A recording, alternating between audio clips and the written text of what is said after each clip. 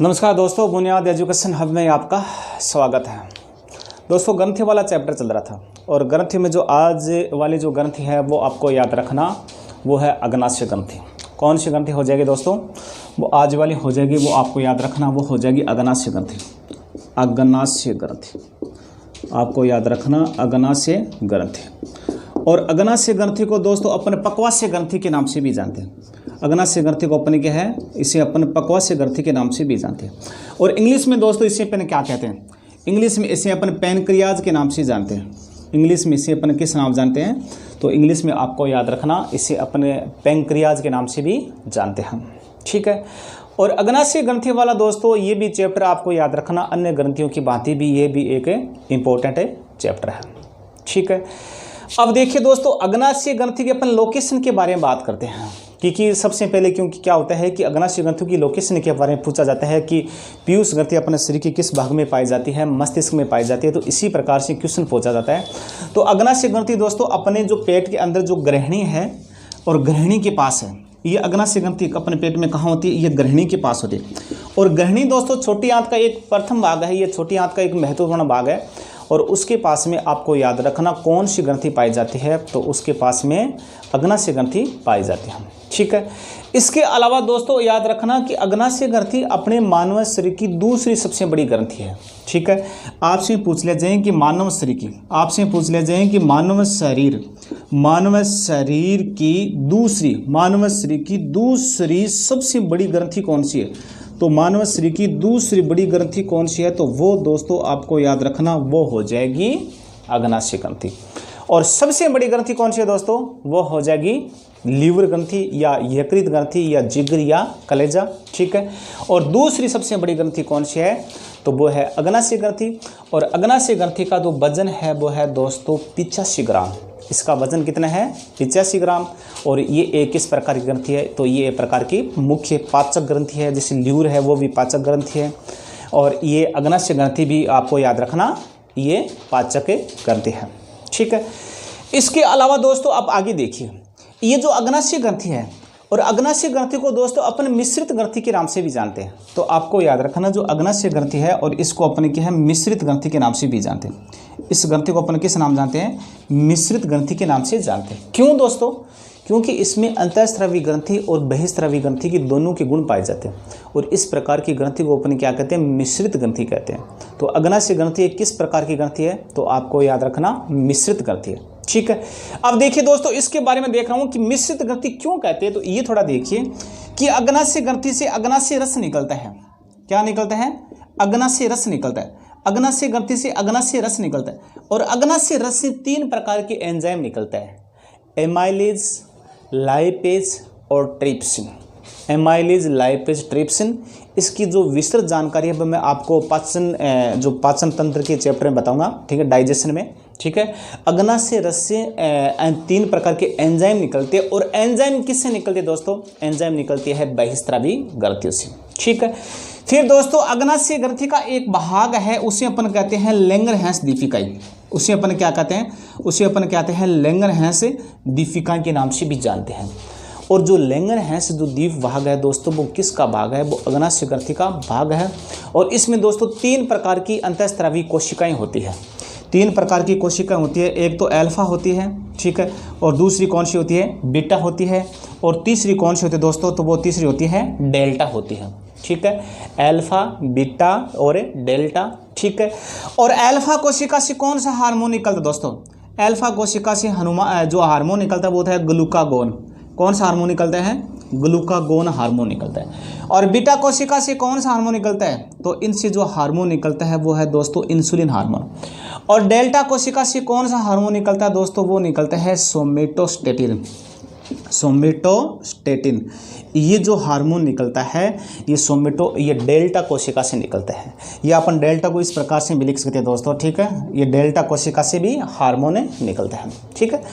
अब देखिए दोस्तों, हार्मोन तो आपको याद रखना है अंतःस्रावी प्रकार की ग्रंथियों से निकलता है, और एंजाइम निकलता है वो बहिस्रावी से स्रावित होता है, या बहिस्रावी से स्रावित होने वाले रासायनिक पदार्थ को अपन क्या कहते हैं, एंजाइम कहते हैं।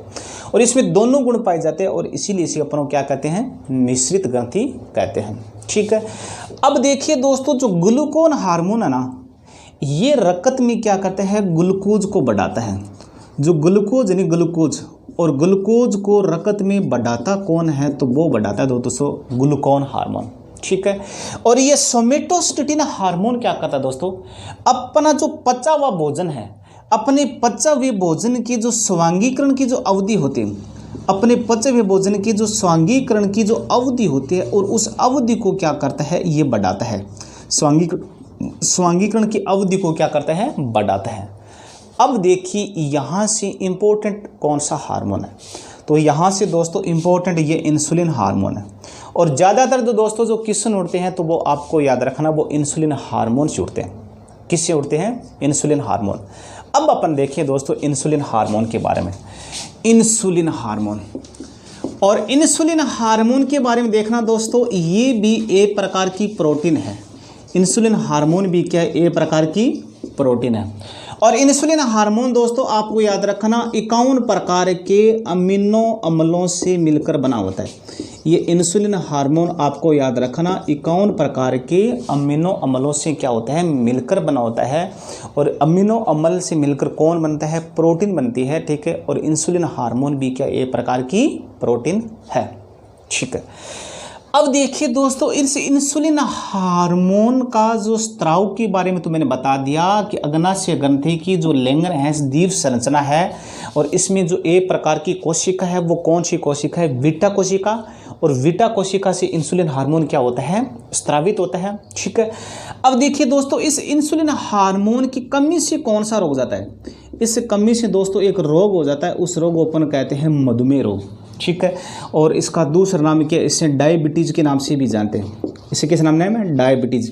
ठीक है, इसके अलावा दोस्तों इसे शुगर के नाम से भी जानते हैं। किस नाम जानते हैं, शुगर। अब इस मधुमेह रोग में क्या होता है दोस्तों, इंसुलिन हार्मोन की क्या हो जाती है, कमी हो जाती है। ठीक है, और इसका लेवल किसका बढ़ जाता है, तो आपको याद रखना ग्लूकोज का लेवल बढ़ जाता है।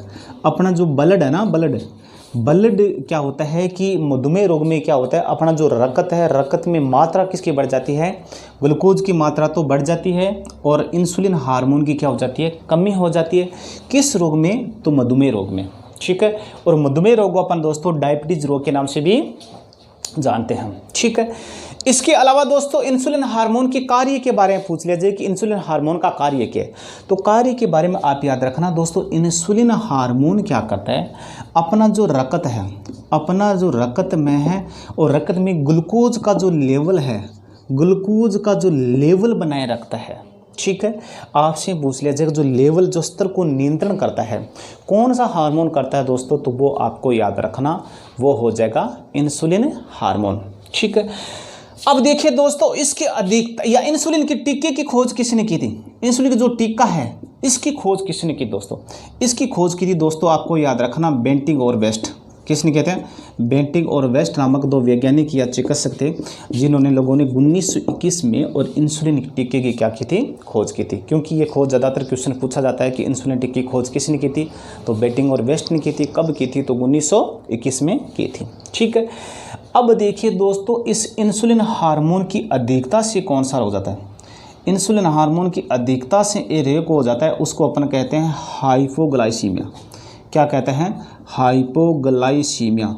इस रोग को अपन क्या कहते हैं, हाइपोग्लाइसीमिया के नाम से जानते हैं। और हाइपोग्लाइसीमिया में क्या होता है दोस्तों, इंसुलिन हार्मोन की मात्रा तो बढ़ जाती है और कमी किसकी हो जाती है, ग्लूकोज की हो जाती है, जिसको अपन कहते हैं हाइपोग्लाइसीमिया।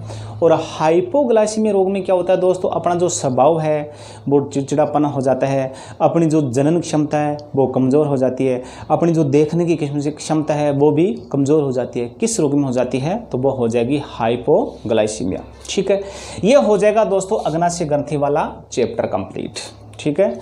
और बहुत इंपॉर्टेंट है, मानव शरीर की दूसरी सबसे बड़ी ग्रंथि एक मिश्रित प्रकार की ग्रंथि, ठीक है। इसकी एक संरचना है, ये कोशिका को समूह है, जैसे अपन कहते हैं लैंगरहैंस द्वीप कहते हैं, इसे अपन पक्वास्य के नाम से भी जानते हैं। और इसकी लैंगरहैंस द्वीप की बीटा कोशिका से इंसुलिन हार्मोन निकलता है। इंसुलिन हार्मोन की कमी से मधुमेह रोग हो जाता है। मधुमेह रोग में रक्त की मात्रा ग्लूकोज की मात्रा बढ़ जाती है और रक्त में और इंसुलिन हार्मोन की हो जाती है, कमी हो जाती है। और इंसुलिन की टीके की खोज किसने की थी, तो आपको याद रखना बेटिंग और बेस्ट ने की थी, ठीक है। ये दोस्तों अग्नाशय ग्रंथि वाला चैप्टर हो जाएगा अपना कंप्लीट।